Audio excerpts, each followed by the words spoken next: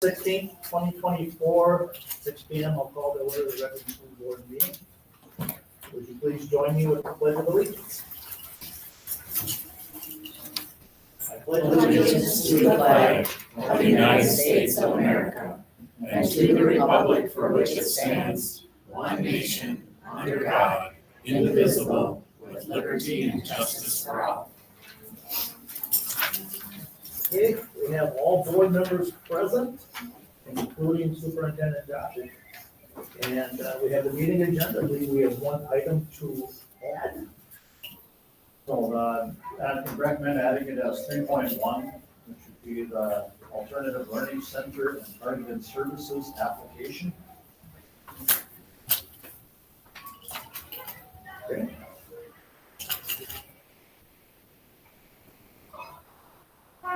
Anybody else have anything else? If not, I'll entertain a motion to approve the amended agenda. So moved. Moved by Ms. Rowe, is there a second? Second. Second by Ms. Ossendorf. Any discussion? Hearing none, all in favor signify by saying aye. Aye. Opposed? Motion carried. Our educational plan is right up on the wall there, and Ms. Buck will read our mission statement. The mission of the Redmond Public Schools is to educate and inspire all students as they realize their full potential and become respectful, responsible, and productive citizens. Thank you. And now we have student and school showcase. Mr. Bierman, we have anybody volunteer from the board for Doing sleigh bells, that's. sleigh bells? Who wants to do sleigh bells? Oh, I'll do it. Okay, we are going to go out these doors. I have a set of chairs set up for you all to sit in like you're sitting here. And then Mr. Amman will actually take over and introduce the band. And have a trip.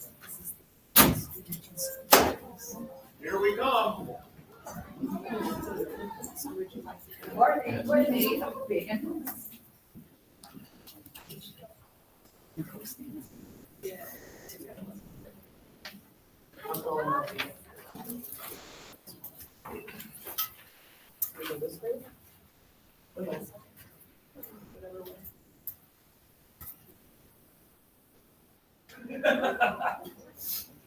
Y'all can come out too if you want to enjoy them. You're standing room only though, sorry.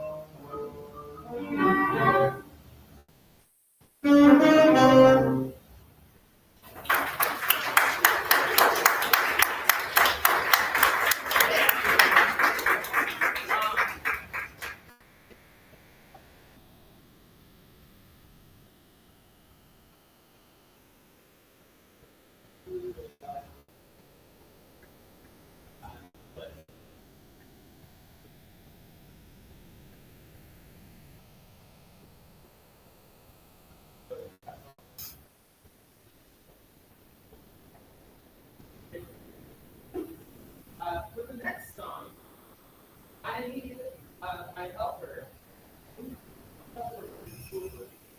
All right. Have you ever used these before? So, you're going to grip it like this. Yeah, and you can just do this the whole time. You just put a smile on your face. Yeah. Yeah. And then, now where's your mom? Yeah, come on. Only one set. Only one today, yeah. So, if you've ever heard the song Sleigh Ride before, you know that there's a very important part where you can practice this. A little bit of something, you know.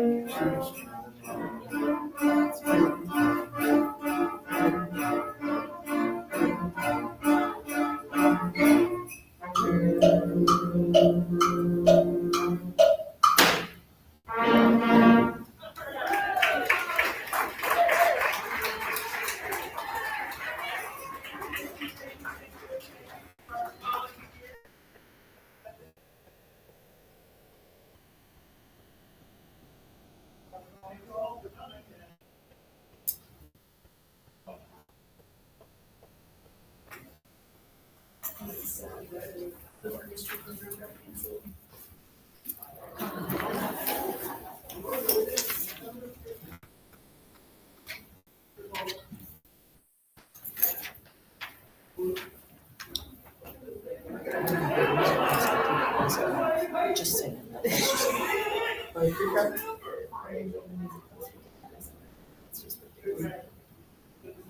One more. If I hadn't done orchestra for 5 through graduation. They'll get a photo. 2 years later. Really couldn't. Andy, there's a spot. Here's one, sit by me. That's how you can, come around. Okay.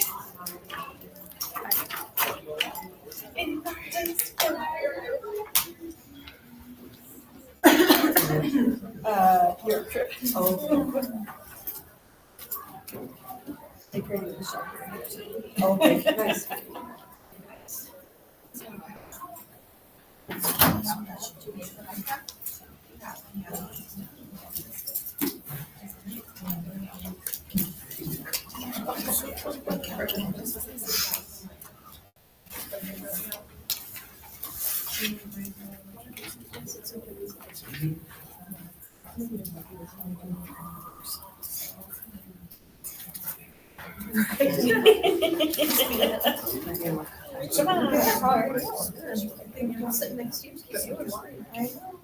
Actually, for Hush. I know. I know. You would want.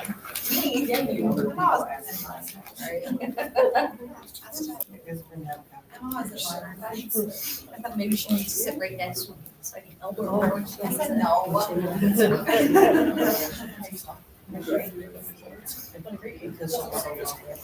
Meeting with this like this over.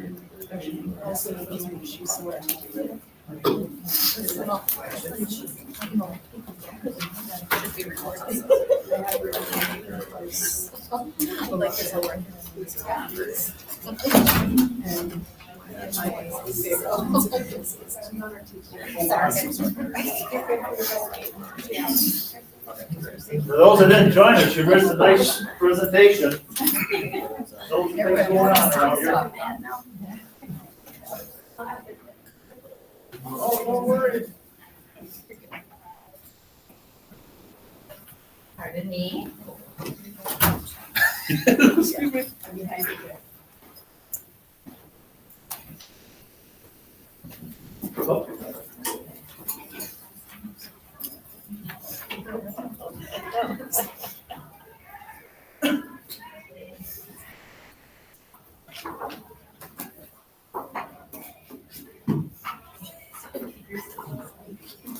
Okay.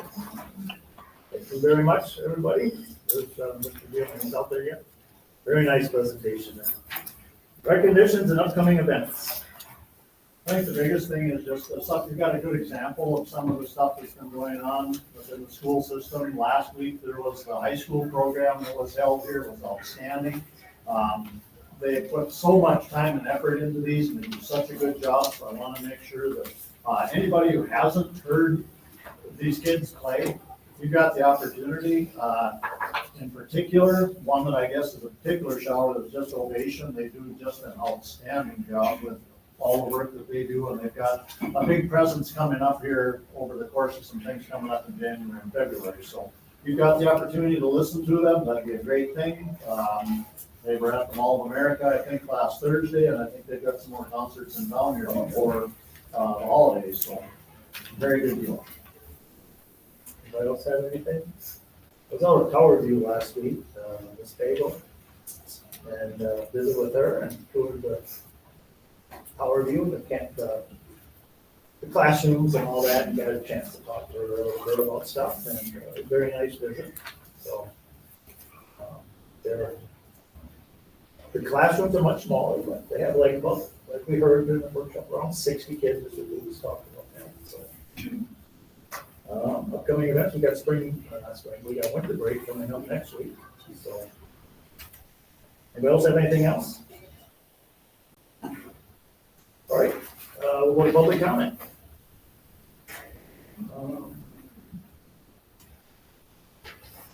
Start with, this, I'll read it. Vicki Lambert, you want to come up, please? This is an opportunity for residents, business, and property owners, parents, guardians, students, employees of every movements to address the board. We ask that you adhere to the guidelines set in place by policy, district policy 206 regarding public comment.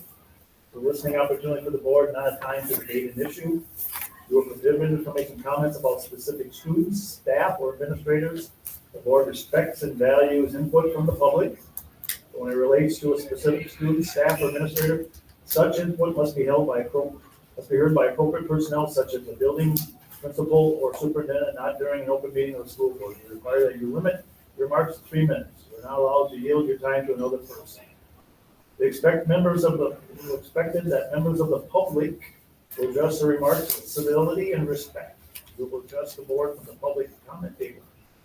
You're recognized by the board chair. Identify yourself and the group or your representative, if any. Please state your reason for addressing the board. Vicki Lambert, go ahead. Thank you very much for the introduction, Mr. Bryant. My name is Vicki Lambert, and I guess the question was, I'm here representing myself, but in the interest of making public comment, I have this interesting resource that I want to share with you that specifically relates to the city of Red Wing. It is called the Ku Klux Klan in Minnesota. It's from the History Press. And I'm going to choose to read some snippets out of here, and I will keep my comments to less than 3 minutes. Thank you. So Dr. W.S. Harper, co-editor with Twilight Orn of the Klan's Fiery Cross newspaper, was reported addressing a crowd regarding the Ku Klux Klan in the Red Wing, Minnesota area. The Klan in Red Wing and Goodhue County kicked off its 1924 demonstration season in White Rock, where Dr. Harper addressed a crowd of 500 on July 21st. The following evening, 2,000 gathered at Cannon Falls with another meeting set for Kenyon. The Daily Eagle identified Harper as a local doctor in the Red Wing area. Harper's announced topic was putting the Bible back into schools. At the July 23rd Klan gathering, a large Red Wing audience attended an 8:30 p.m. Central Park lecture by Harper, who was dressed in full Klan regalia for the occasion. At the time in the city of Red Wing, there were 2 newspapers. The titles of the newspapers were the Republican Eagle and the Daily Eagle. For the next several decades, the 2 Red Wing dailies attacked each other in print and competed vigorously for readers and advertisers. When World War I broke out, the Daily Eagle supported the U.S. war effort, but questioned the necessity of war and deplored that diplomacy had not been used enough to prevent boys from being killed on the battlefield.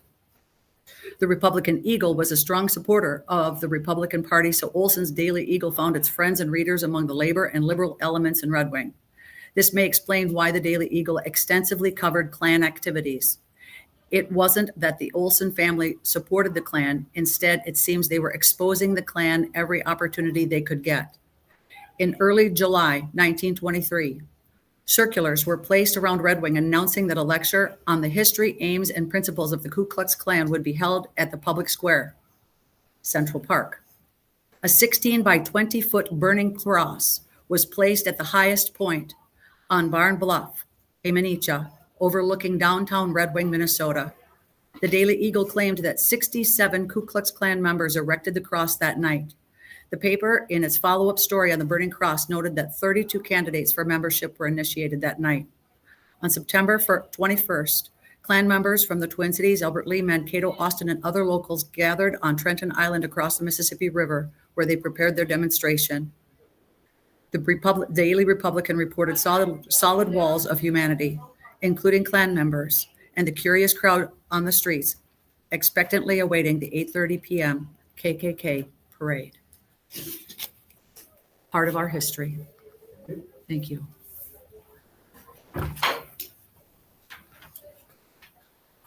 It's a joy.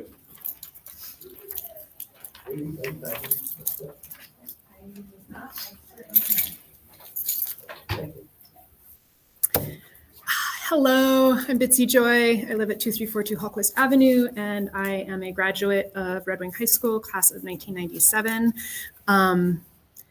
I want to say thank you so much to Nikki, Anna, and Pam for all of the work that you've done on school board. It's been really wonderful to see you on the board.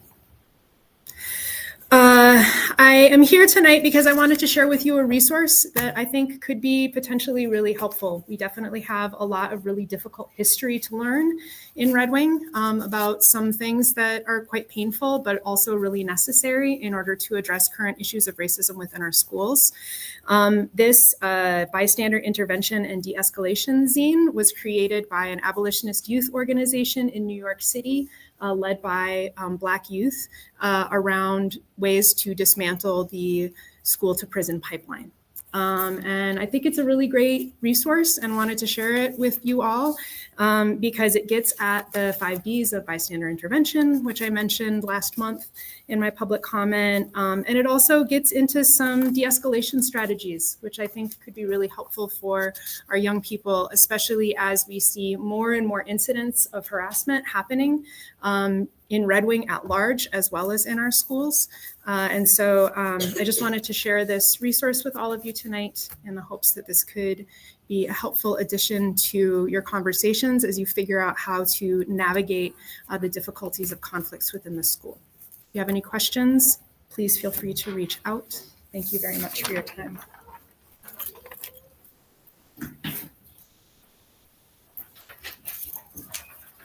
Amber.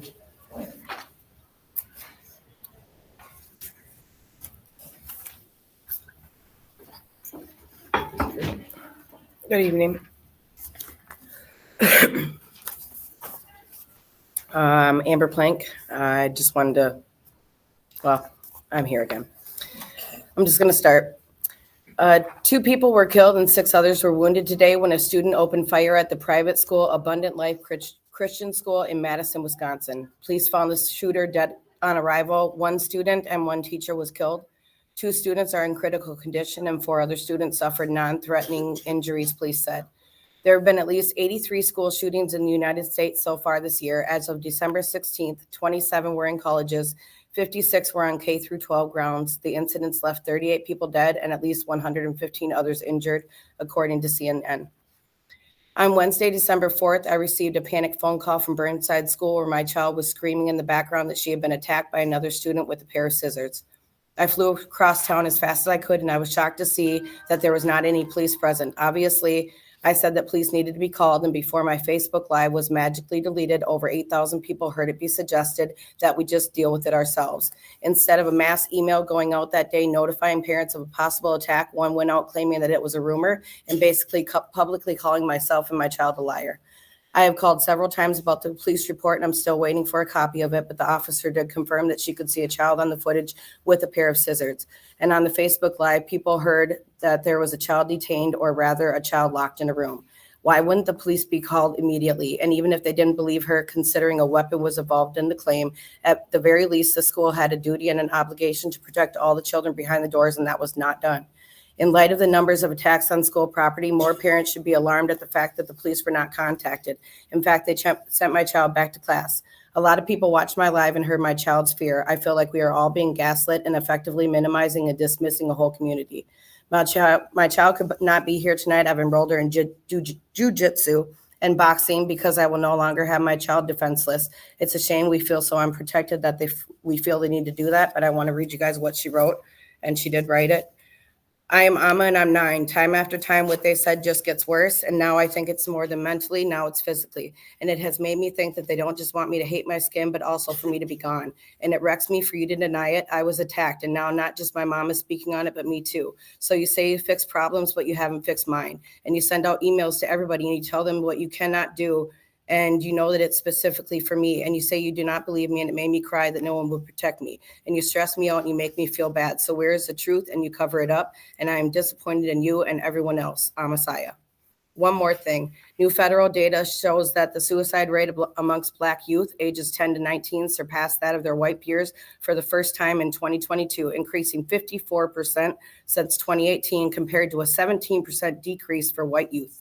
The suicide rate among Black adolescents is increasing faster than any other ethnic group.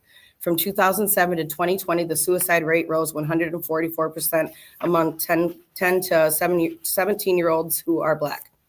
Also, for the 4th time, formally also again requesting a written or public response to my questions in my second school board meeting. I handed you guys a piece of paper. Until next time. Thank you.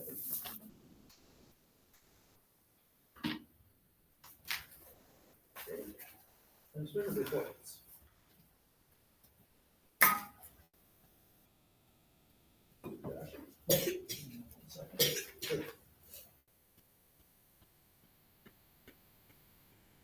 Okay, so for the admin reports and activities, the Minnesota State High School League AAA and XL award winners were announced. I don't have the names of those individuals, but strength and speed registration numbers are the highest since the program began, so there's a lot of kids that are working in the weight room. There's a bunch of them after school and before school. And the generous donation from the Youth Softball Association, the dugouts on Field 3 are just about done. Winter sports are in full motion. Sprinkler inspections are gonna be done over Christmas break.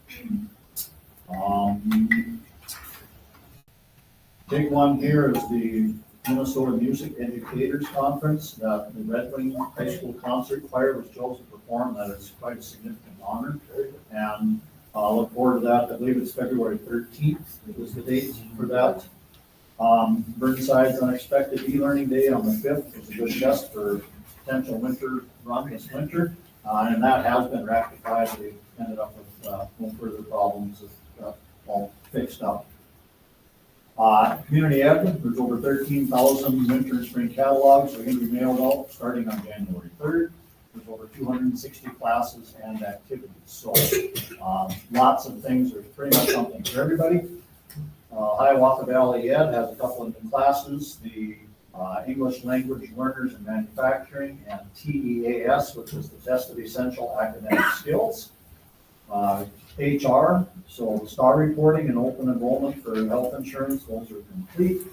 We are hosting an informational meeting tomorrow. I think it's at 5 o'clock for anybody who's got questions about Quivira Health and the 2025 Wellness Incentives Program. There's a number of new hires, most notably the American Indian Ed Program Director. We've got some special ed paras and nutrition services.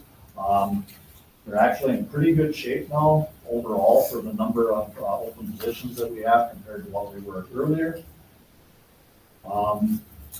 Nursing services, a few things that are there. We've got a number of special ed folks who were able to complete CPI training, crisis prevention training, and the 18 to 20-year-old transition programs had a bunch of opportunities. They've been able to get out and visit a number of things in the community, so that's been really good. And we've had 8 Red Wing teachers that attended testing. It's testing for special ed primarily. One of the most widely used academic assessments for SPED. And in student nutrition services, they're as close to full staff as they've been all year.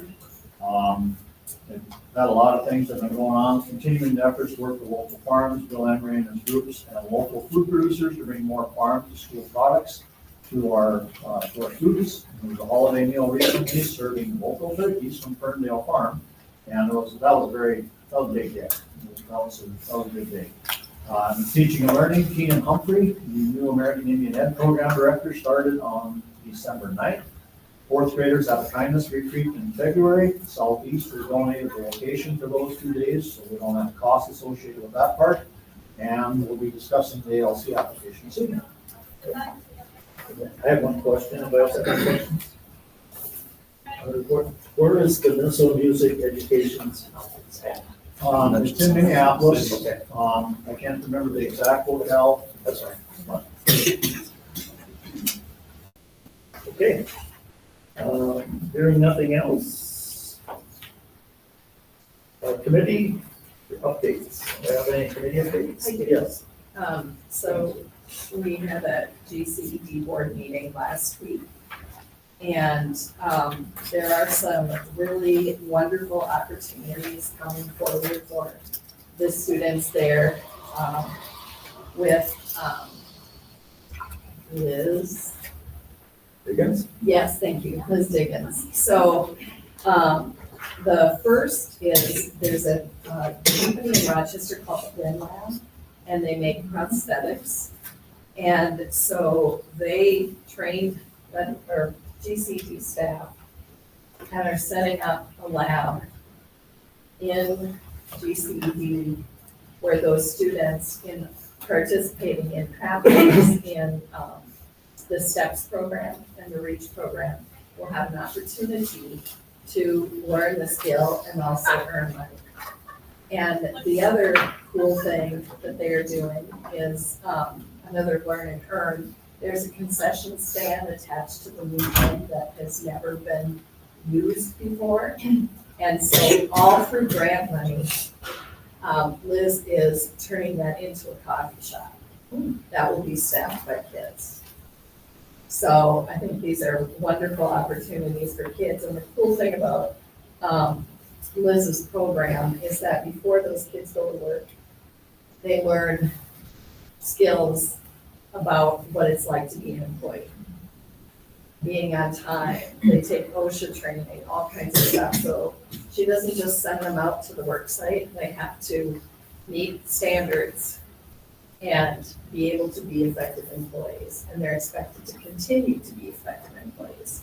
So that's really cool. And then I just wanted to give an enrollment update. We have 32 of the 55 students, this is as of November, early November, mid-November, in the REACH, which is their 7-4 program. 32 out of 55 are Red Wing kids. We have 4 out of 15 participating in STEP, which is the 18 to 22 program. We have 9 out of 10, but maybe it's 10 out of 10 students in the 6th and 7th pathways, which is an ASC program.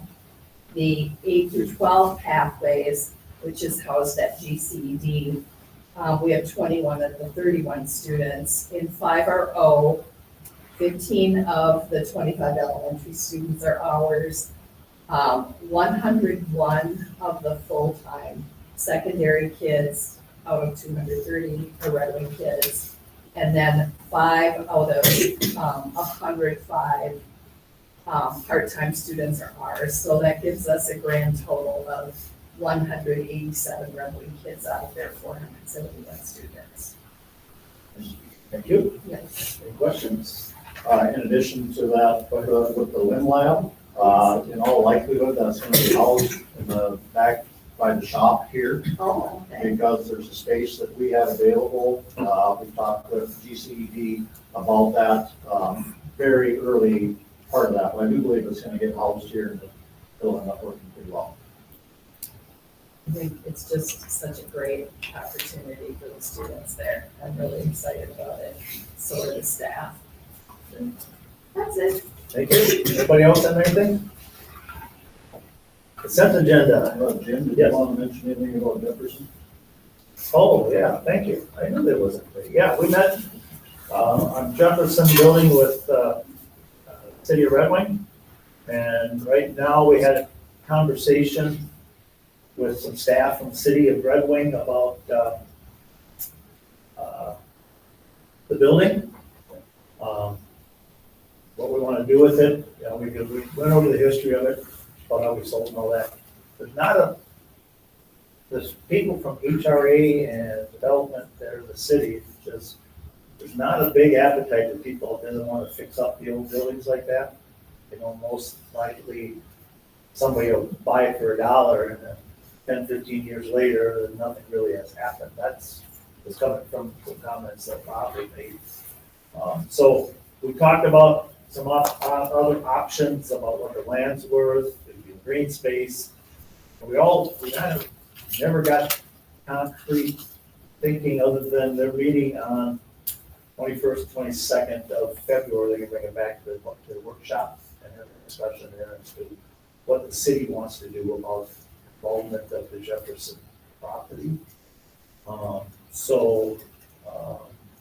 We're waiting till after that meeting to see what direction they're interested in going. We talked about the fact that we'd like to do something because every year it's about $75,000 we're spending on it. And to be honest, so this conversation was, you know, if somebody's interested in buying it or taking it and fixing it up into some type of living arrangement, great. If not, you know, the alternative is to potentially consider knocking it down. The land's worth something too. So there was no decision made. We're gonna go forward with what the city wants to do and as to, their involvement on the screen space and that, and, kind of rely on them as to, any ideas on where the people out there want to rehab it. And there are probably some, we may have to do RFP again and go from there and see what interest we have in the private sector. So, So are we, can you clarify for me what we're looking for the city to exactly do, why we're waiting for them to the end of February? Do you expect that they may be interested in the property at all? Or are you saying that you're just looking for advisement on what to do with the property from the city? well, there's, this Lambert might know more about this than anybody, but there's not a big appetite of taking on more green space in the city by some feeling. So there's interest in the community, the neighborhood of green space there. And there might be, the city might be able to help, an HRA or something might be help us. We used to do the RFP about of the property, because ultimately, if we sell it, if somebody develops it, the city is involved in the permitting process and that. So it was a lot of conversation, but nothing was fully decided. It just threw a lot of stuff on the wall and see what's stuck in that. So they indicated that they were not interested in. No, they just said they have to see, they have to go back to the workshop and see. The first meeting, they were very Yes. positive about doing that, so I missed the last meeting. Yeah, and there's been a change. Well, there was 3 or 4. They've got the change on the city council as well, so we don't know what that's gonna necessarily look like. And then anytime the city of Redmond would take on any property in any way, shape, or form, then there's concern that it comes out of the tax base. Right now, it's not in the tax base anyway, it's the school district property, but, or it ends up being more for them to maintain perhaps. So there's a lot of things that they were taking into consideration. TIF and all that stuff. All that. So is it the recommendation, like who makes the recommendation to wait and engage the city? Is that something that the board makes, or like versus just So posting it for what- sale or What we going could on? do at this point is we could certainly put together an RFP, request for proposal to sell it. But part of the difficulty in putting that together is what are the exact parameters of that? Is the city going to maintain and keep some of that? Are they interested in some green space for the community that is there?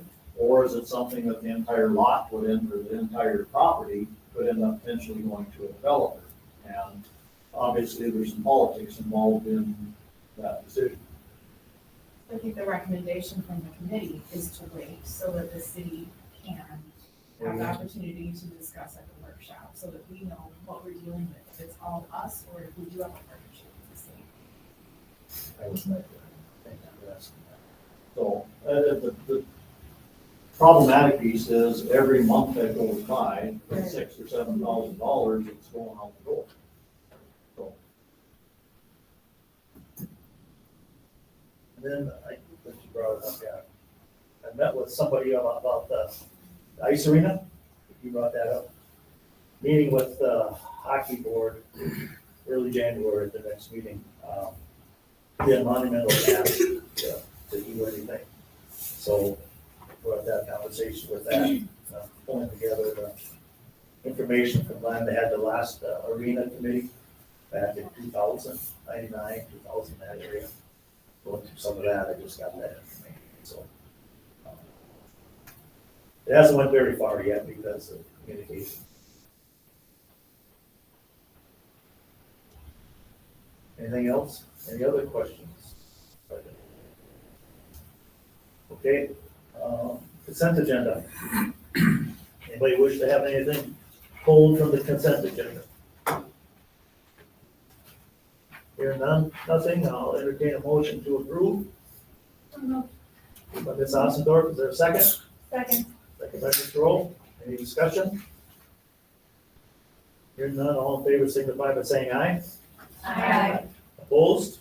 Motion carries. Donations and grants. So the first one, the Drive for Your School program, so that was held in conjunction, out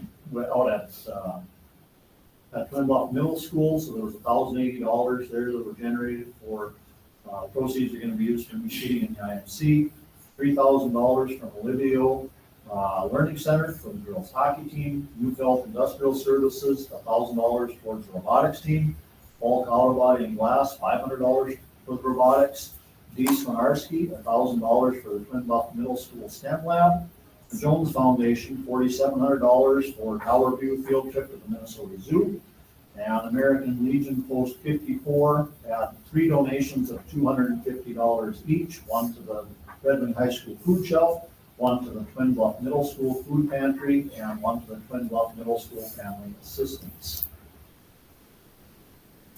And the Drive for School program was house, was it? What? It was House Board. House Board, Yes. yeah. So everybody knows that, so. Very good, thank you very much for the generous donations. And this is a resolution, we'll entertain a motion to approve the resolution with a roll call vote after that. So moved. Moved by Ms. Schoenfelder, is there a second? Second. Second by Ms. Bjornstead. Any discussion? Ms. Schoenfelder? Aye. Ms. Steph? Aye. Ms. Bjornstead? Aye. Ms. Buck? Aye. Ms. Ossendorf? Aye. Ms. Rowe? Aye. Chair votes aye. Thank you. Thank you for the generous donations. Literacy work, Red Wing High School presentation. We got a pile here. Well, Just a few.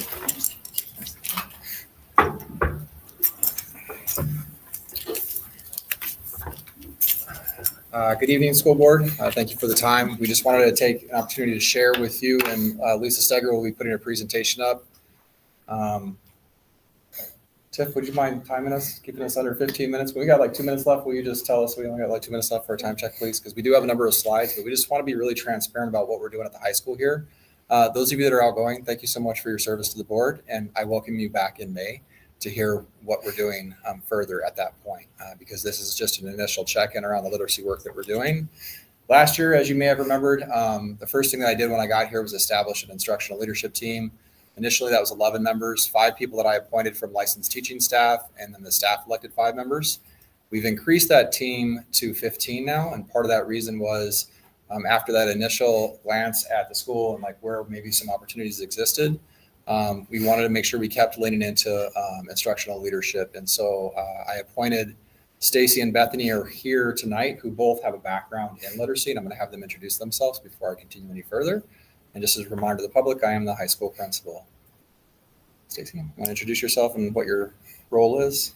Hello, I am Stacy Schultz. I am a special education teacher here, and for 1 hour of my day, I am an instructional coach in literacy. And I'm Bethany Jason. I'm an English learners teacher, and I am also the same as Stacy, an instructional coach for 1 hour a day. Next slide, please.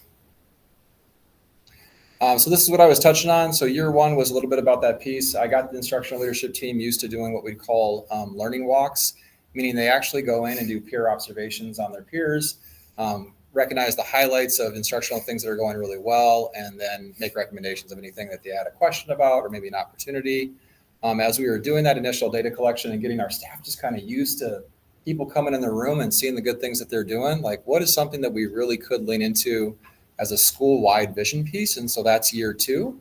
As school board members, I'm sure you're aware of the READ Act and everything that kind of comes with that. We know in the state of Minnesota that literacy is lagging. As successful as Minnesota is at educating youth, we are really far behind a lot of states when it comes to overall literacy rates. And that is in some of our data here too as well. And so we decided that we were going to lead into literacy as part of this work. And that's when talking with Bethany and talking to Stacy, I saw an opportunity. And as they mentioned, I've designed a master schedule that allows them 1 hour of coaching a day. That is not the ideal state. I want to be really clear about that. They should be full-time coaches. They're putting in a lot more than 1 hour a day. But we as a staff have leaned into literacy work, and they're going to spend a little bit of time talking about like what that looks like and what we've been doing. Next slide, please. So you guys go ahead and talk a little bit about what it means for your coaching roles. So an instructional coach does a lot of different things. And so we just wanted to define that for you a little bit. We have picked as, where are you? Joshua. Yes, Joshua, Mr. Fuchs, offered up that we have decided on literacy as our focus. So both Bethany and I have literacy in our background and extra training in that area. We also have some knowledge of evidence-based practices for teaching in general and the state standards. We know how to access them. We don't have them all memorized by yet, but we definitely know how to access them and know how they function in our classrooms. And then knowledge around working with adult learners. They are a little bit different, not much, but a little bit different than students. So, and really this coaching model allows us to really partner with teachers in a non-evaluative way and provide specific job-embedded professional development, which hardly ever happens, right? Especially in education. So many of us shut our doors. And we just do our thing. So having that job embedded support is really important. And there's lots of data around how successful and how much movement can be made when you're doing that. Next slide, please. So some of the things that Bethany and I have been doing is we've been working with individual teachers on some lesson planning, specifically if they have a strategy or something that they would like to try. We've also been working on language goals, which you're going to hear more about in a minute.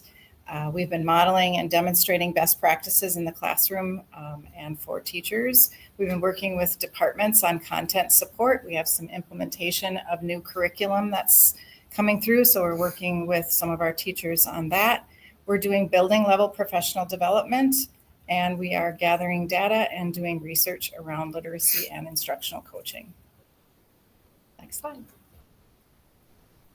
And then just threw this in just to keep in mind that in the evolutionary world, reading specifically is a very new skill for human beings.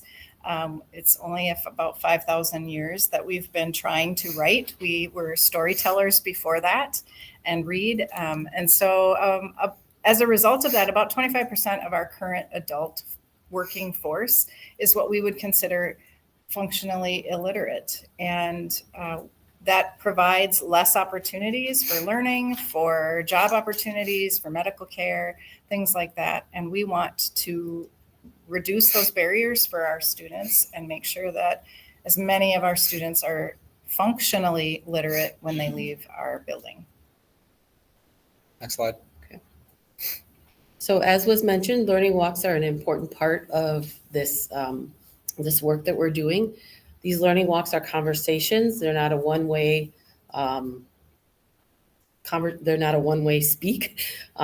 Teachers receive PD, and then we as ILT members go in and observe. We are collecting data to build on teacher strategies and make sure that our PD is in fact growing strategies and teacher practice. Next slide. So just want to share a little bit, so FastBridge is one of those tools that we use for assessment. So just so you're aware, we give that a couple times during the year. This is one of the tools when they talked to me about this, it was important to them to are we being effective? Is the PD that we're doing, is it being effective? And so we're going to use FastBridge as one of those pieces of data in conjunction with the learning walks that we're doing as well. So we just put this in here for the board to kind of review and just be familiar with as where we're at with it. It is in line with what we're talking about, that it is a real need. And we have a lot of opportunity to grow this area. Next slide.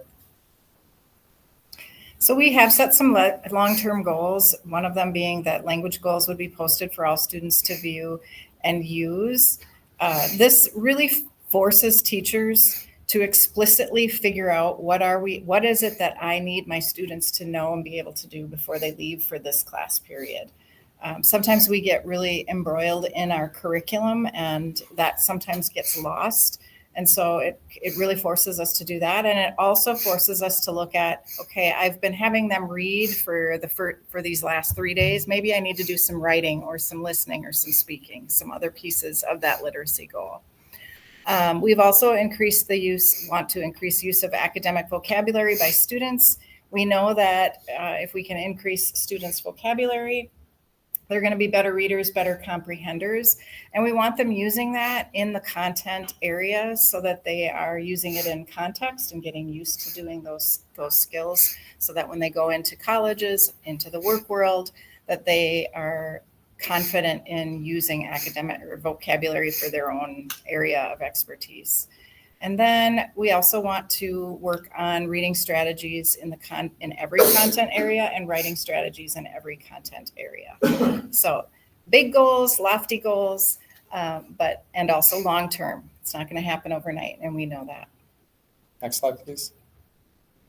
So we're going to go through this part really quick just so you can kind of get a snippet. And I encourage you all, if you want to dig into this data with us or come in as a board member and just better understand it, please do. As you know, we're going through all of the classrooms, all the content areas. All the teachers are being asked to lean into this vision work. And this just kind of shows you kind of the areas in which we're doing it. So you can see on the right-hand side with this particular one around like what that looks like. Bethany, anything you want to add on that? Just so the data you're going to see is what we understand are best practices and are in support of student understanding and advancement. Next slide, please. So the first thing we looked at was the number of class minutes before students were dismissed to do a more student-led activity or interact with the materials that they had been instructed on. In quarter one, we saw an average of 18 minutes used to introduce the content during class time and an overall percentage of almost 42% of the class time with teacher instruction. In quarter two, we saw that go down to about 37% with an average about 16 minutes. Next slide, please. So starting in quarter one and continuing in quarter two, we looked at language goals being posted as a way for students to understand what they are expected to do and demonstrate post-instruction. When we come back to this data in the spring, we're looking for growth as part of very intentional coaching and PD. Next slide, please. In quarter two, we dug a little bit deeper into what language goals meant, and we gave PD around sentence frames and academic vocabulary. First thing we looked at is First thing we looked at was the display of these in classrooms as a meaningful scaffold. Can you tell us what a sentence frame is? Like a sentence starter or a structure for students to speak from or write from. So next slide, please. So not only are language goals and academic vocabulary displayed, but we also are looking at whether or not students are using them. Next slide, please.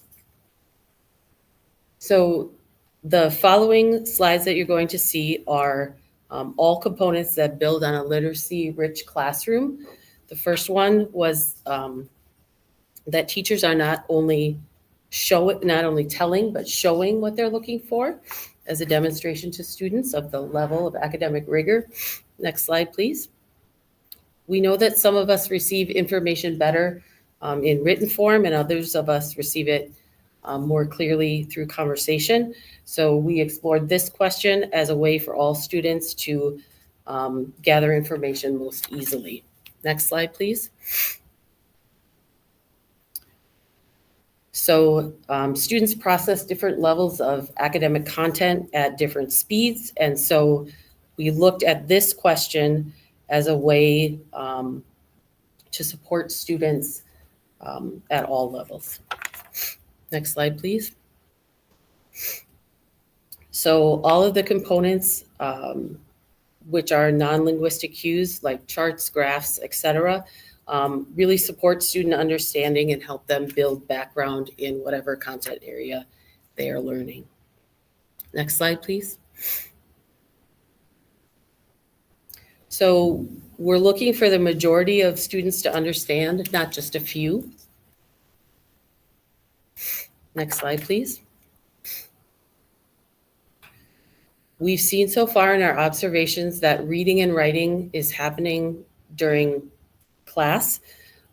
For our purposes, we're defining writing as having a certain degree of organic content and some degree of creativity.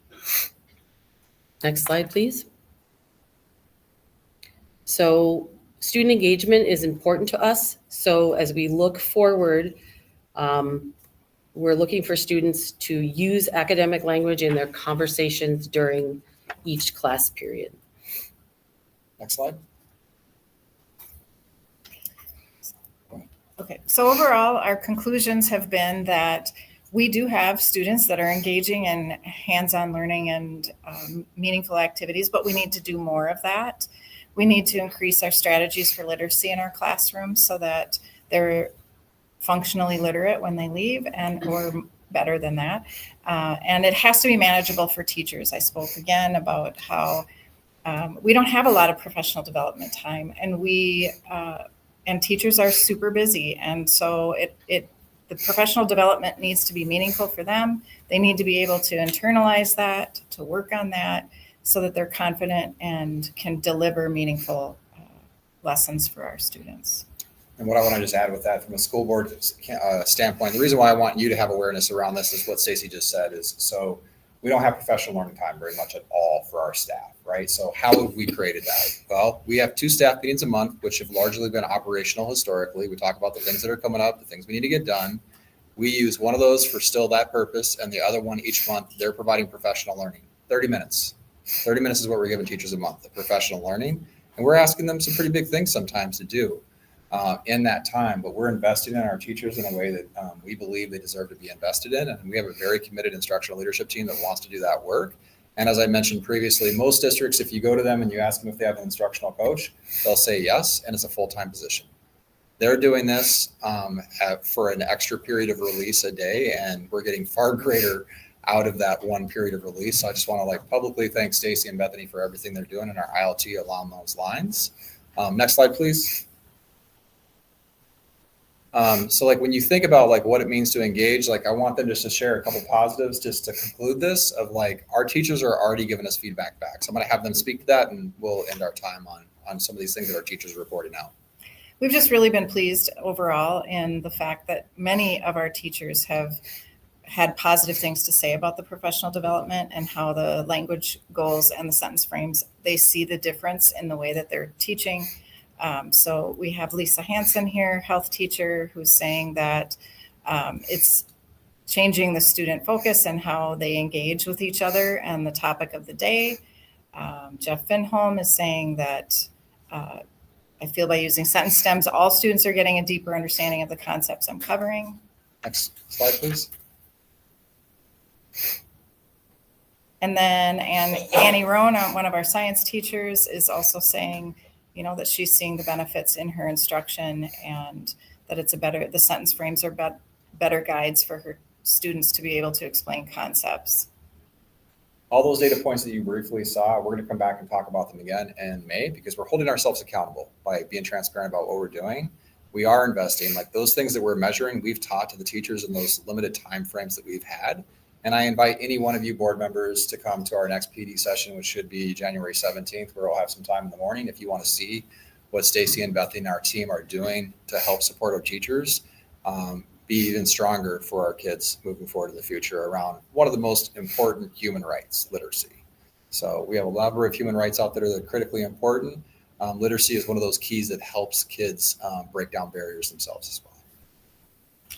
Any questions? Any questions? I love this because as a language arts teacher, really everyone's a language arts teacher. And you use written language and reading in every subject in order to learn. So to give tips and professional development, not just to the language arts teachers, but the science and social studies in those areas is a wonderful thing. Because we all know the more you practice, the better. Well, thank you for all that. This is great because we hear about reading and math and all that, different things. And to me, reading is vital. My son, when he was in school, he didn't like to read.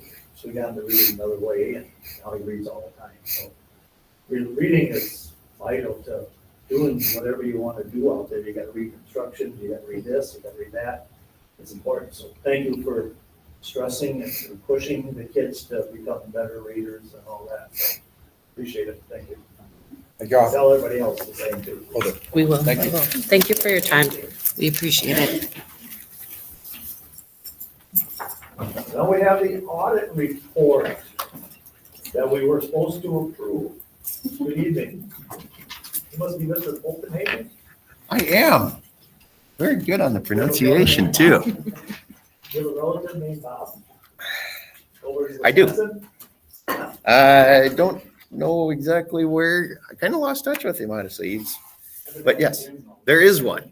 So you know it's more than I do. It's not a name you normally. Nope. Well, it used to be. Welcome. Thank you.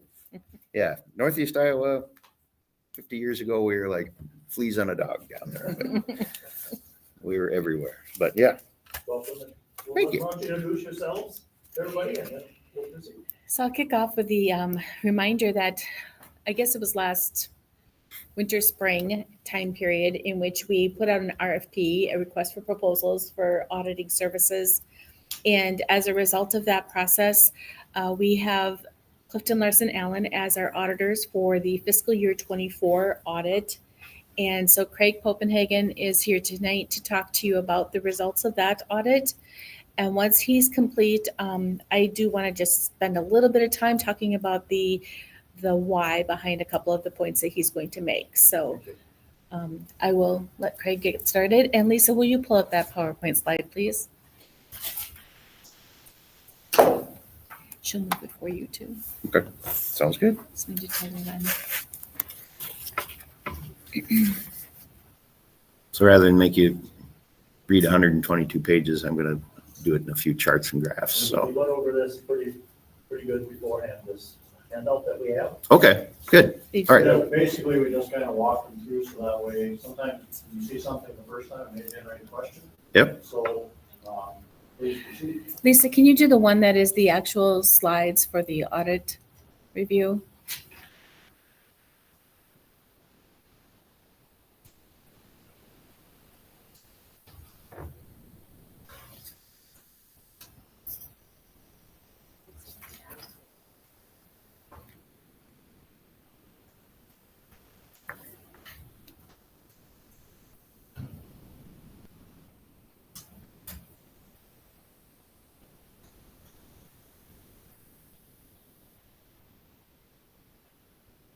Perfect. There Thank it you. is. Sweet.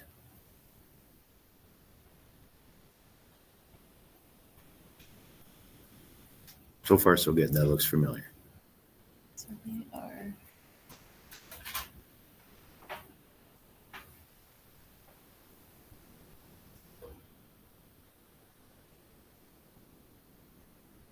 Are you seeing it? Well, one thing- You see it? Okay. Okay, we'll just Okay. go. All right. So you're seeing it then. Okay. All right. Let's see. So, start with the important stuff first. So, opinion will be unmodified is the technical term, but basically a clean opinion on the financial statements. So, basically, we're comfortable that the numbers as presented are in accordance with accounting principles, measured appropriately, presented appropriately.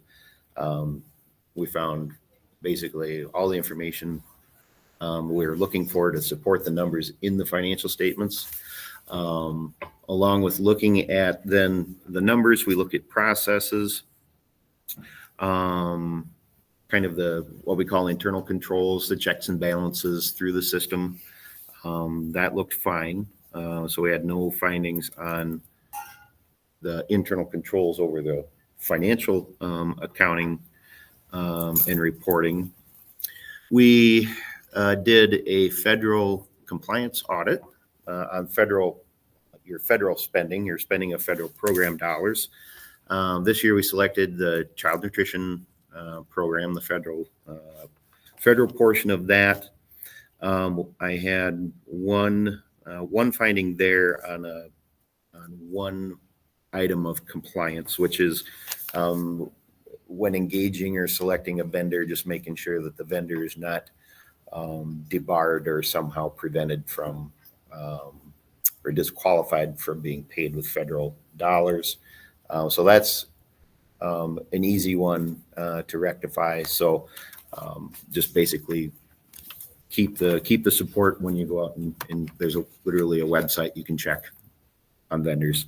So that's easy to do. Minnesota legal compliance, what this is some statutory compliance that we do at the behest of the state auditor's office. We go out and do some testing around compliance on specific statutes. I had two minor items there noted for a finding. So one was just on what's called unclaimed property, but basically as there's some outstanding vendor checks that haven't cleared in 3 years, and those need to be reported to the state, a small number. And then there was one invoice in our sample, a vendor invoice that didn't quite make the 35-day payment time period. So it was just a few days late. I think the invoice was dated early August. It was paid mid-September. So normally, if I wasn't basically required to go testing for those situations like that, I wouldn't report on it. But small, kind of, I think a small item, easy to clear up as well. So that's what I had for findings. So overall, very good audit, very good process, good results. Next slide.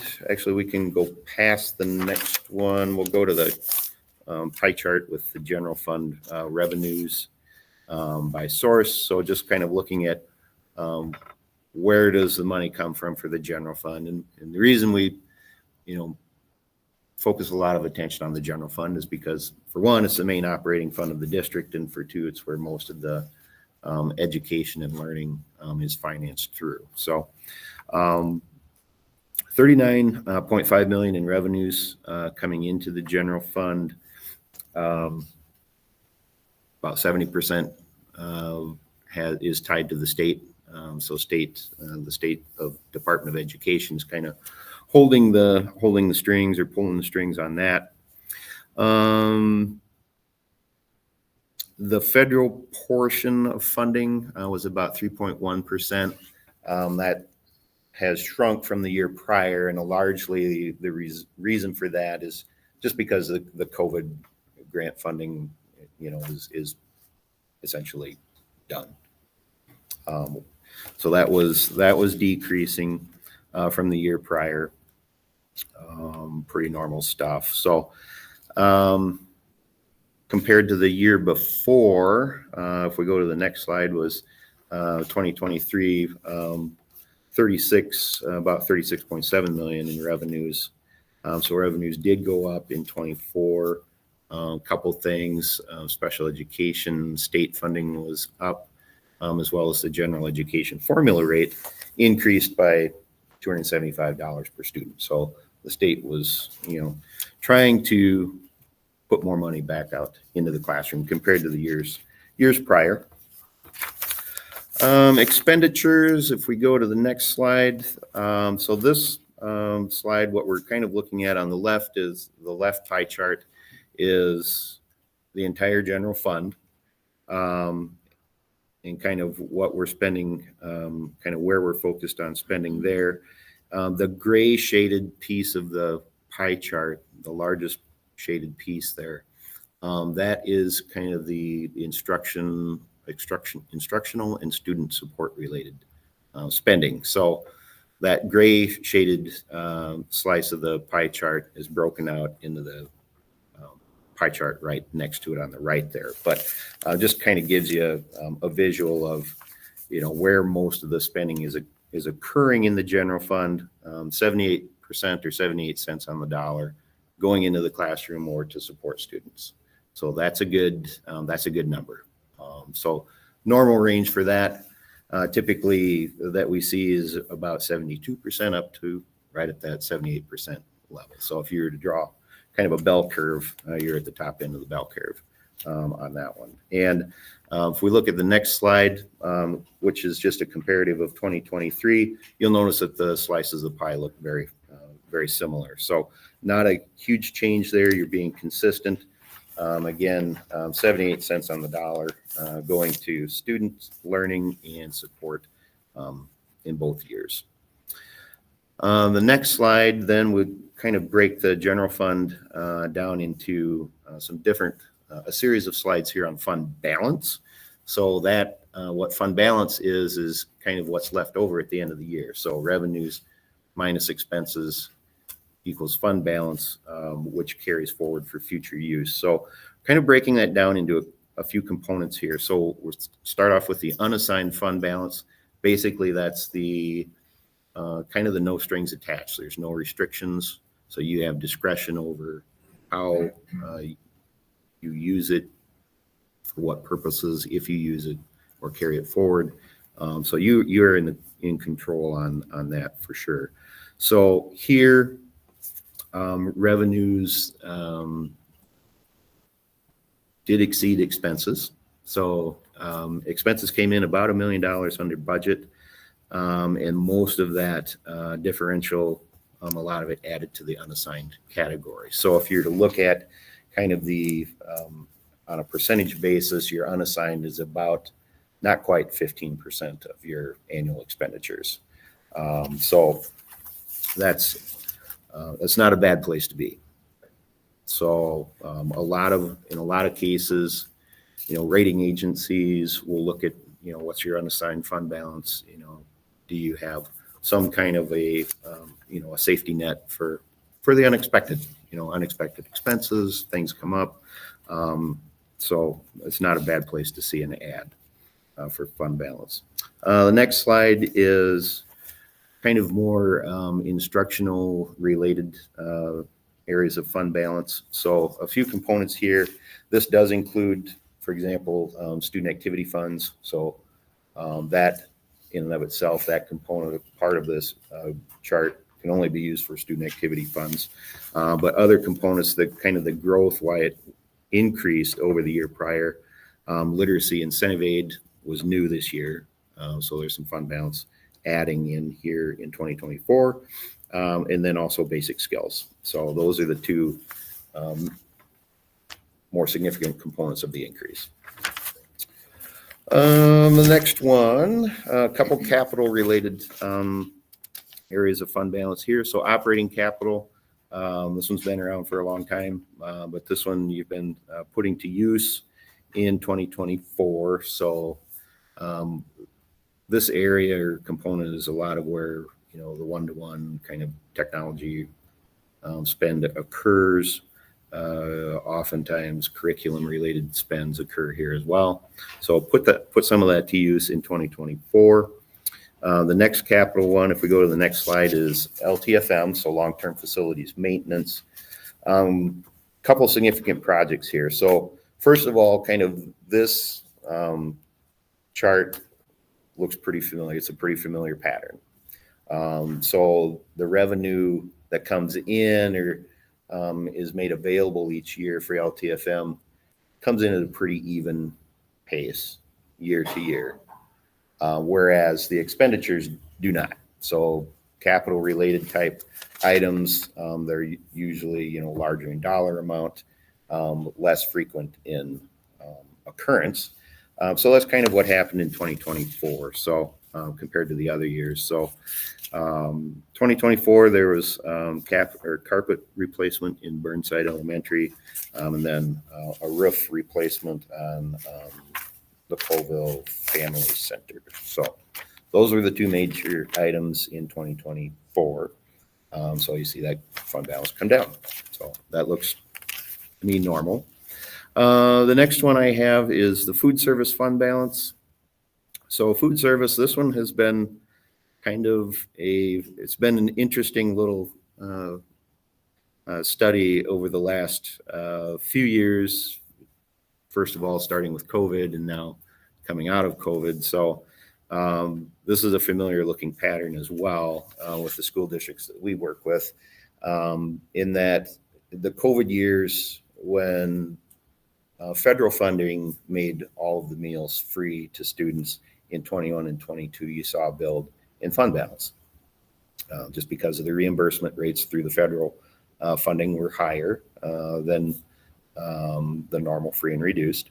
2023, we went back to normal free and reduced. And then 2024, now the state of Minnesota stepped in and said, well, okay, so federal's the normal free and reduced. The state will then pick up the difference and make all the meals free to the students, which drove up the number of meals served. So there's more participation in the meal program. With that, brought in more revenue and added to fund balance some more. So we've seen this pretty consistently across all of our school districts.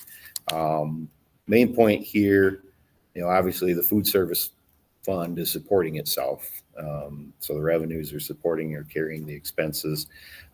This fund balance needs to stay within food service. So for one, we can't transfer it out or use it for in any other areas of your budget. Likewise, though, it's also not taking anything away from any other areas of your budget. So it is self-sustaining. Next one, community education, community service maybe is more commonly known, fund balance.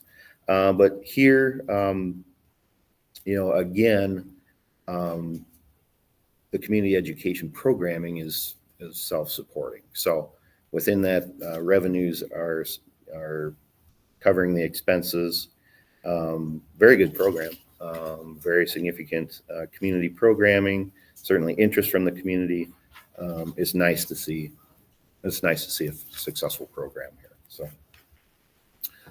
similar to food service, you can't take community education fund balance and transfer it out to use in any other areas of the district, but likewise, it's also not pulling resources away from any other areas of the district.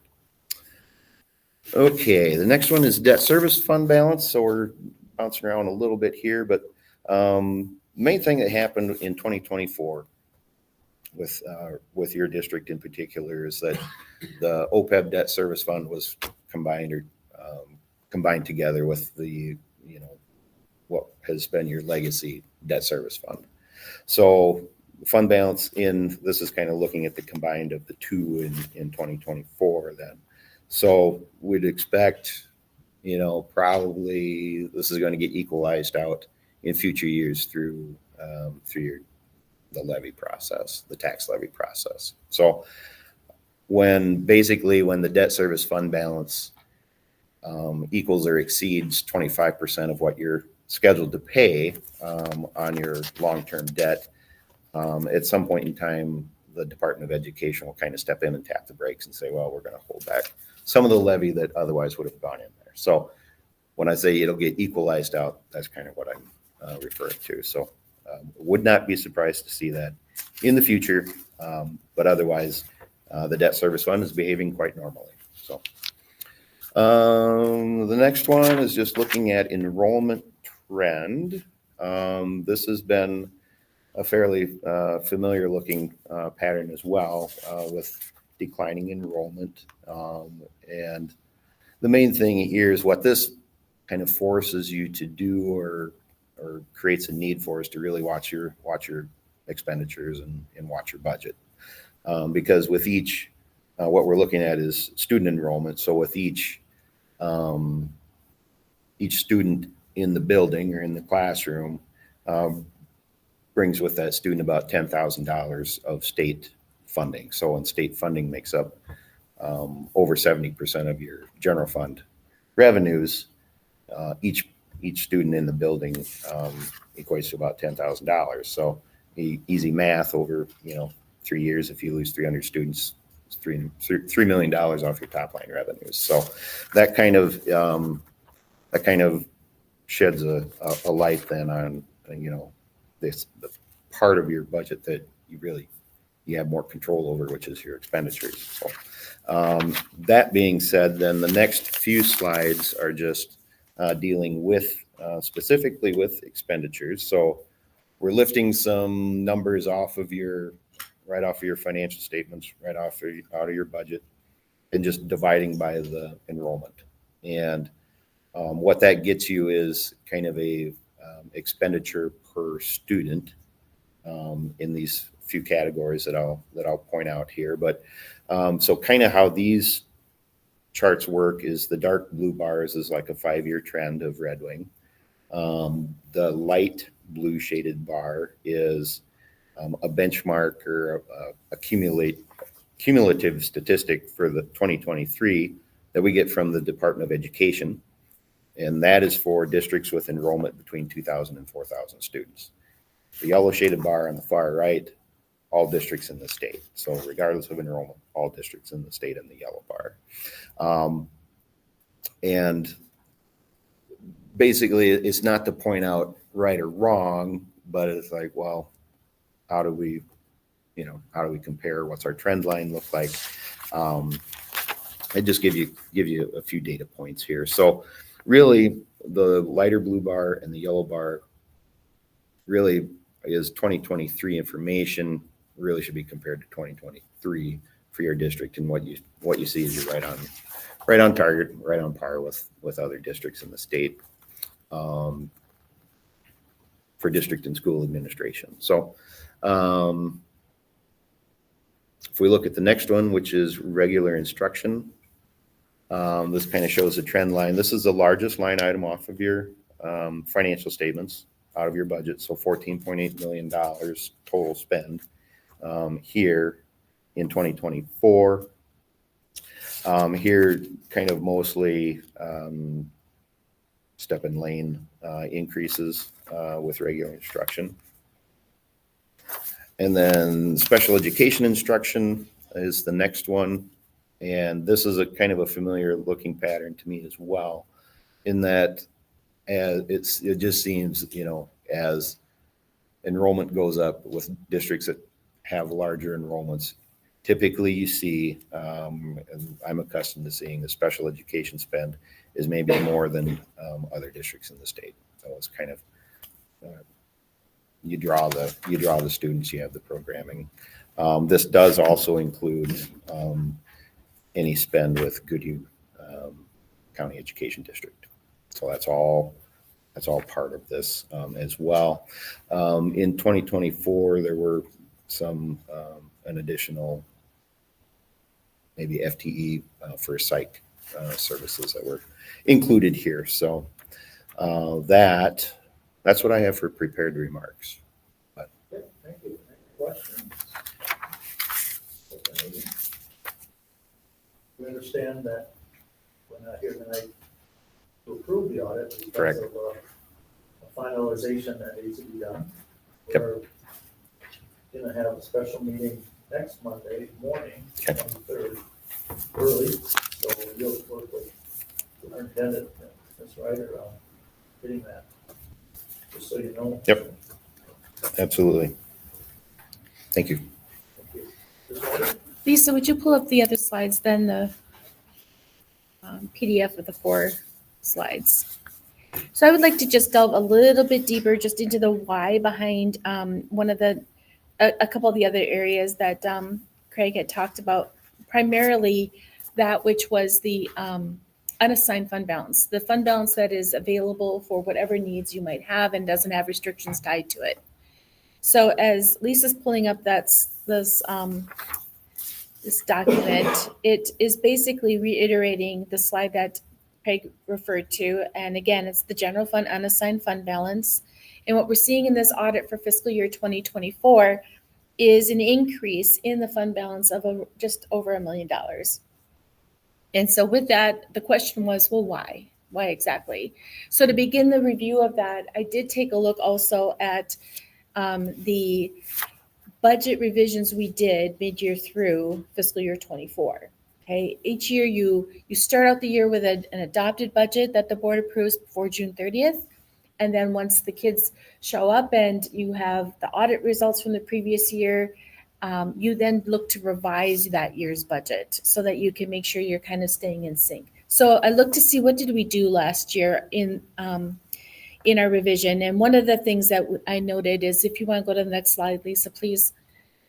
This is a picture, an excerpt from the revised budget for the fiscal year 24. And it is focusing on the expenditure adjustments that we made at that time. And what was recommended by myself at that point was an increase. One of the line items that you see the arrow there pointed to is an increase to budget for contracted GCED and other agencies. So we had a lot of conversation mid-year around some shifting of things when we hit second semester and how we had a number of additional expenditures that we were anticipating. I think that estimate that I did at 430,000 increase was just too high, right? The thing about this is, up until this point in time, everything we do related to the previous year was an estimate. Everything was a guess as to exactly where might we land. And that's the case every year. That's what budgets are about. It's a best estimate of the known information at the time. So one of the things that I noted is that of the other items listed, I didn't see anything that really contributed to what we're talking about now as we trued up everything with the audit, except that line on the revisions that we did. Okay. Now, as we look at the last slide here, this talks about what are the reasons for the unassigned general fund balance increase. And so it's really primarily 3 areas, and it's about a third each. When you look at these, numbers are all slightly different. And there's lots of ups and downs across other line items in the budget and such, not to say that these are the only areas, but when I look at where are the big pieces, these are the 3. And so the first I'd like to mention is that we had a number of positions that were planned for, budgeted for, but that we weren't able to fill or keep filled, possibly, right? We might have started the year, but then as people left for one reason or another, it was hard to refill them, okay? So given that, here primarily in the teacher area as well as the paraprofessionals. And so that's still continuing to be a shortage and a struggle for us. You would anticipate that the sub costs would kind of offset that, but sometimes those sub costs that are in contracted services, they also still just don't meet that need because it's what can they fill, right? And that hasn't always been 100%.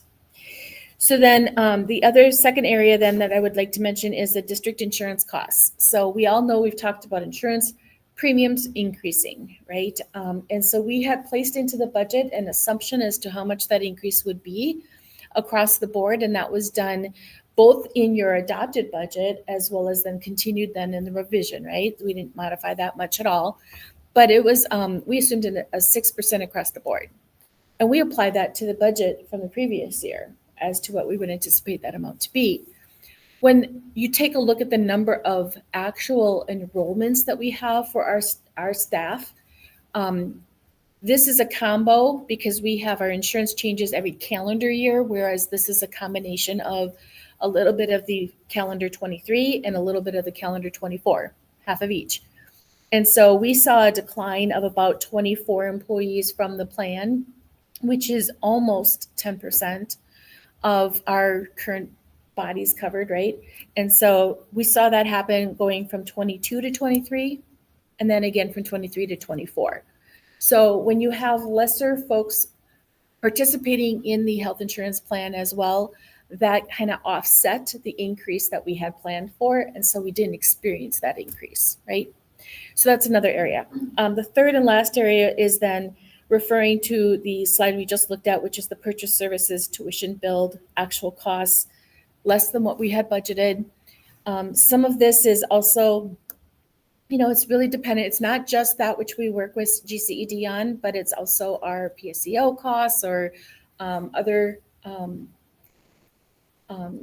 concurrent enrollment and other costs we have with our teachers doing CIS courses and things of that nature. So all of those things come into the purchase services area, and our billings for GCED do as well.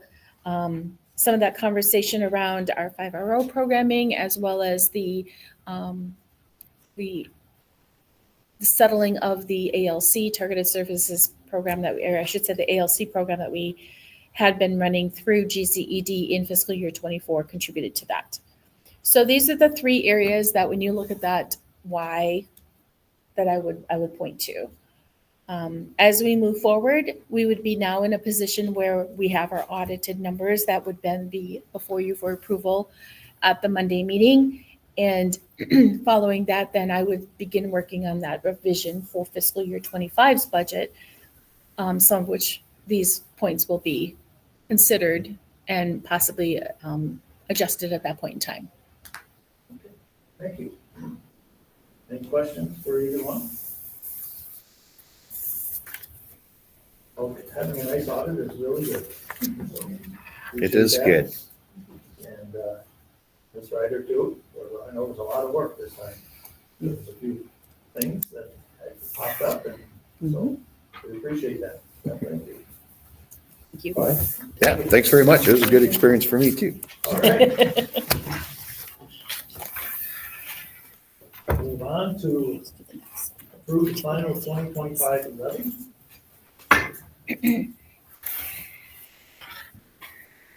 Okay, so before you then is the levy process that when we meet in September, that is the preliminary levy.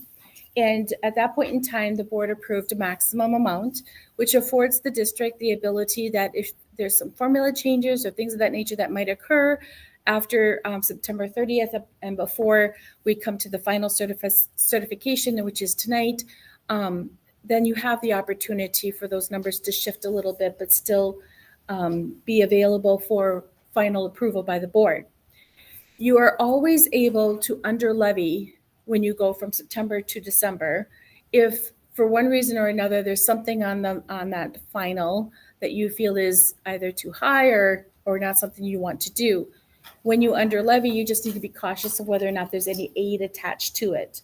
One of the areas we would recommend and is that you certify an under levy in the area of the OPEB, which is other post-employment benefits. Given the fact that we have a funded irrevocable trust that is in excess of the liability, this is not something then that is necessary on the annual. And so we did have it on there on the preliminary, but upon review, MDE agreed that that's not something that they would recommend moving forward with, and so we're recommending you under levy. There is no aid attached to this line item, and it is $196,530. That is correct. Yep. So what you see before you in your board packet are the final numbers. When you look on the far right column, that's the certified column. Those would be the numbers then that you would be certifying. And this is now not going to be maximum, but rather the line item numbers that you see listed on that. So you have a snapshot of exactly the screen that we would be certifying with the state.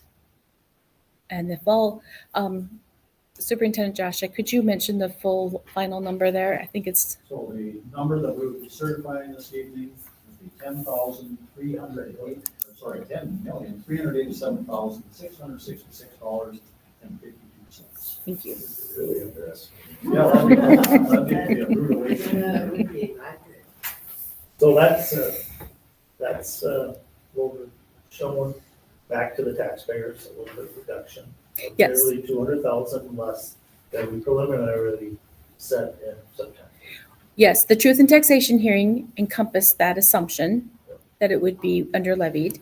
However, their statements that came out to them in November still had that included. So their statements are a little overstated at this moment. And that's what they're on. Nope. So we need, is there a motion to approve the levy at $10,387,666.52, which is less than the work by $196,000. The preliminary levy, is there a motion to do that? I was gonna read this. Go ahead if you want. Okay, I move to under levy the full amount of $196,530 for the OPEB annual and certify the 2024 paid 2025 tax levy for Redmond Public Schools in the amount of $10,387,666.52, and to direct the Director of Finance and Operations to forward this certification to the county auditor and or other entities as required. Thank you. Motion, is there a second? Second. Second by Ms. Rowe. Discussion? Questions? Hearing none, all in favor signify by saying aye. Aye. Opposed? Motion carries. Thank you. MSBA November 24 model policy updates. Oh, the ALC, excuse me, I have it right here, my agenda is over here. Excuse me. Target, ALC targeted services application. You go. Hi. So, my apologies, I set my agenda aside.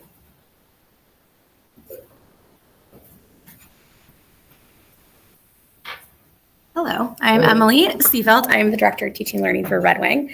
So just some background on the proposal for doing an ALC application and a targeted service application for the district is last spring, Tower View came back under Red Wing's umbrella is the best way to say that. And that happened in the spring. We did an ALP application, so Alternative Learning Program. And once that happens, we really consider doing an ALC and targeted service. It brings different programming back under Red Wing, and it is more fiscally responsible than maintaining just an ALP program. Need a motion to apply for that? Motion to, yes. Motion to apply for the alternative learning center as well as targeted services. January 1st to start July 1 for the next fiscal year. Okay. There's a motion by Ms. Rowe. So moved. Is there a second? Second by Ms. Schoenfelder. Discussion. Hearing none, all in favor signify by saying aye. Aye. Opposed? Motion carried. Thank you. Thank you.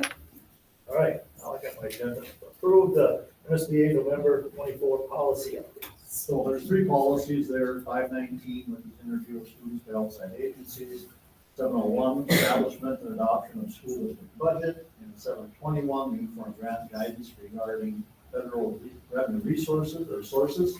So these are just updates that are put forward from MSBA in part due to statutory changes. So these are relatively minor, so they only require a single, release in a single report. My recommendation is to approve those three.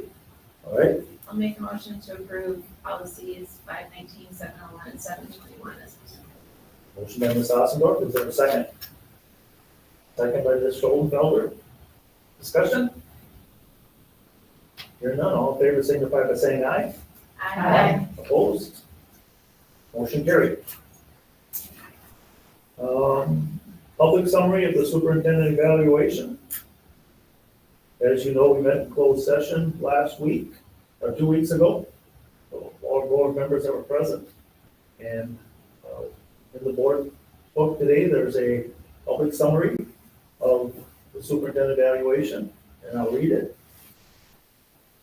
Dated today, December 16, 2024, the Red Wing School Board met on December 2nd, 2024 with Superintendent Bob Joshik to conduct his mid-year evaluation. The board focused on three goals: budget, communication, and trust building. The board had many positive comments about the superintendent's work on these goals. Superintendent Joshik has been here 5 months, and he has made tremendous progress in all three areas. All board members present spoke highly of the work that the superintendent has done, is doing on these goals and more. The board looks forward to working with the superintendent as he continues to have a positive impact on students, staff, and the community. So, thank you. thank you. Very kind. So we need a motion to approve the public summary. So moved. Moved by Ms. Ossendorf. Is there a second? Second. Second by Ms. Schoenfelder. Discussion. All in Just to favor, say, signify- well, I was just gonna say thank you Yeah. to our new superintendent. He's definitely taken the ball and started rolling with it, and it's hard to evaluate after 5 months, but you know, I appreciate the work that we've all put in, and especially the superintendent in the form of focusing on goals and really where the district is headed. I've always seen our role as a board to support and help guide and provide resources for the superintendent to meet his goals. And so it was actually a pleasure to sit down and talk about these goals and what's already been accomplished. So thank you. Anybody else have anything? I'll just say, yeah, it's, like I said, Ms. Rose said, 5 months, it's not easy coming into a district that's, you're new and all that, and you've made some great progress and impact on things going on, not even in the school, but in the community. So we thank you. We look forward to working here for many years. Agreed. I've got great people to work with, and that's what makes things happen. Good.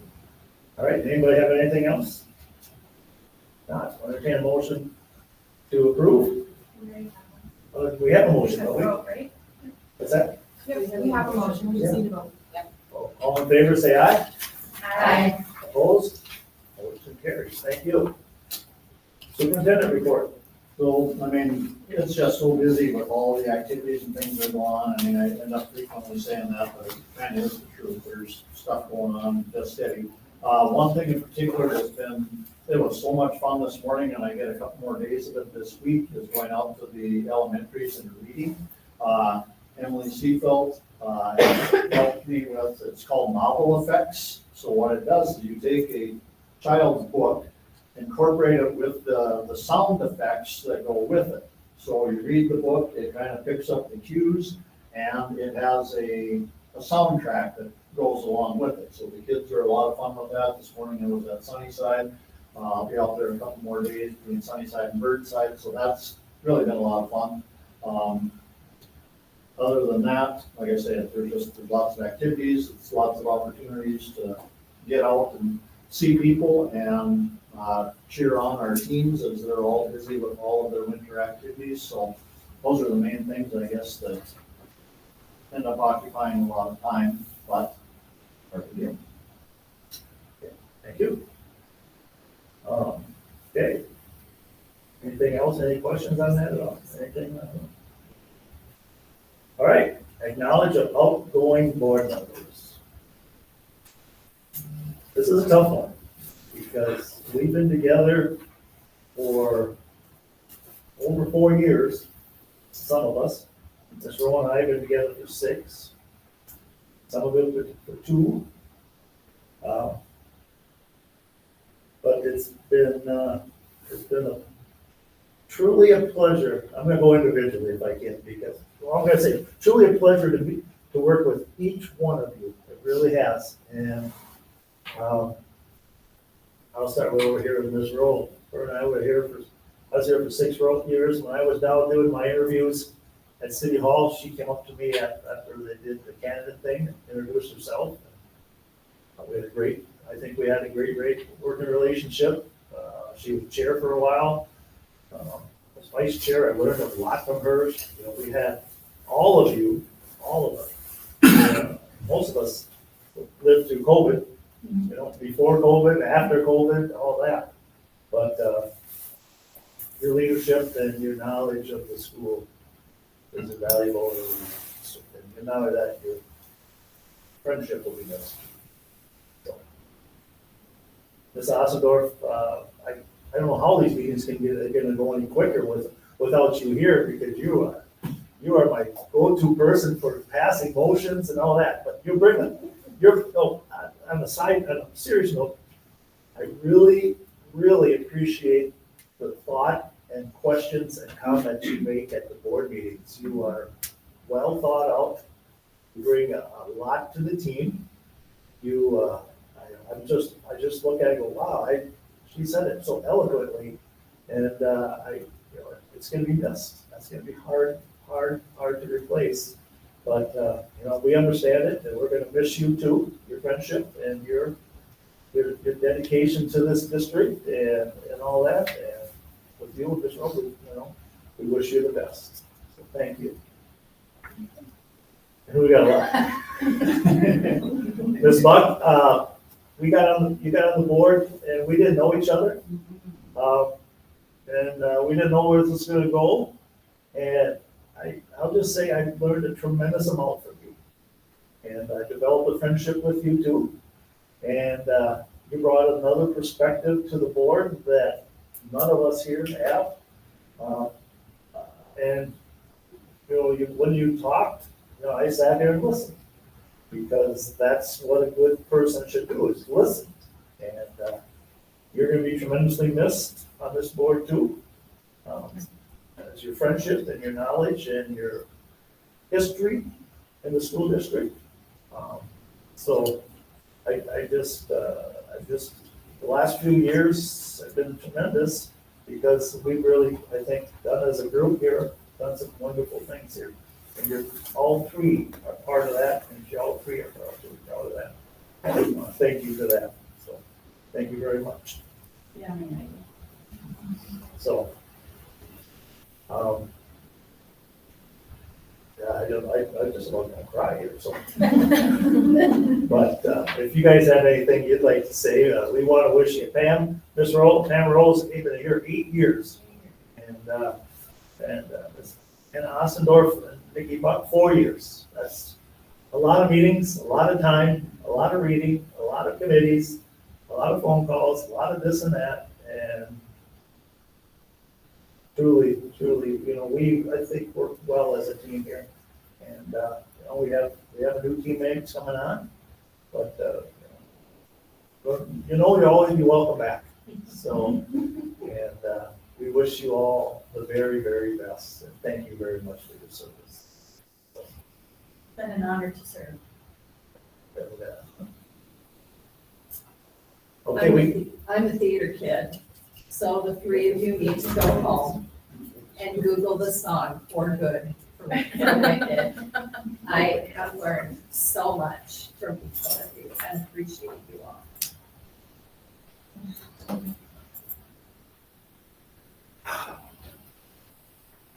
Okay. We have certificates for each one of you. And it's a little token of our appreciation for you. And, we're gonna get a picture before you all leave too, okay? Thank you. We're gonna get a picture after, when we're done, when we conclude the meeting, okay? So don't run out the door, please. Okay. Upcoming meetings and future topics. I thought of that, the other thing I thought about. You three have to listen to this because you're not gonna be here for it. But, there's some things for the new board, if they're listening. I think a couple of them might be. I talked with, Mr. Joshik. Two things come to mind. I'd like to have Ms. Riders here too. Maybe have a discussion in the first quarter of the year about our energy costs, because we have all these buildings and lights are on different times of the night, today we have 2 weeks coming up, or a week and a half, nobody's gonna be around. Just, we're curious about how we're doing that, maybe have a discussion about how we proceed when buildings are empty, how many lights are on, nothing against Burnside, but you drive by Burnside at 7 o'clock at night, you might see a lot of lights on there, and there's no action in it. So I'm just curious as to just, as to what's going on there. If there's anything we can look at with technology nowadays to save, we want to be buildings safe and all that, but we also want to look at, is there something else we can do differently? The other thing I'm going to throw out here, as for us here, I'd like to have a discussion with the new board, because there's pros and cons to this. Clearly there's pros and cons. A 4-day school day. A 4-day. This is a good time to be. Don't get me wrong, there's pros and cons to it, but it's working some places and not working. So we should, the fairness of everybody, we should at some point have a conversation and look at it as to the pros and cons and this and that. And don't get me wrong, it's just out there and it's not going away, so we might as well have a dialogue and conversation in the future. So. Go. The other thing we had talked about last time that I want to make sure is on the agenda for January, if possible, is a discussion about a cultural liaison for students. Yeah. We could make sure that is. Yeah, we'll put that has to probably be on the second meeting because we have that organization, that's all pretty much. Yeah. So yeah, we'll make a note of that for the meeting, future topics on that, yeah. And I think the other thing we're going to talk about is the fund balance change, we talked about that.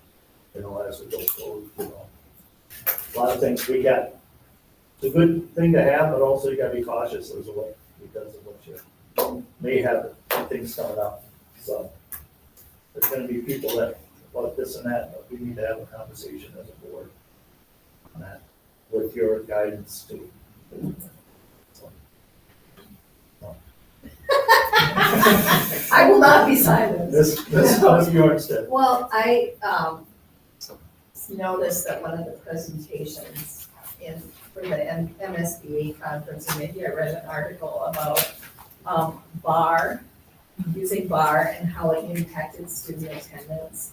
And I think it would be interesting at some point this year to have a report, hear about how did last year impact those students that participated in BAR with attendance and grades. So anyway, I would like to hear The how other that thing, went. the other thing for the public out there, we have a special meeting on January 23rd, December 23rd. It was January. I was thinking January, because we gotta start talking about January meeting. December 23rd at 8 AM. And for the board to look at final audit, see if we were gonna approve that audit at this time. So, and that'll be a virtual meeting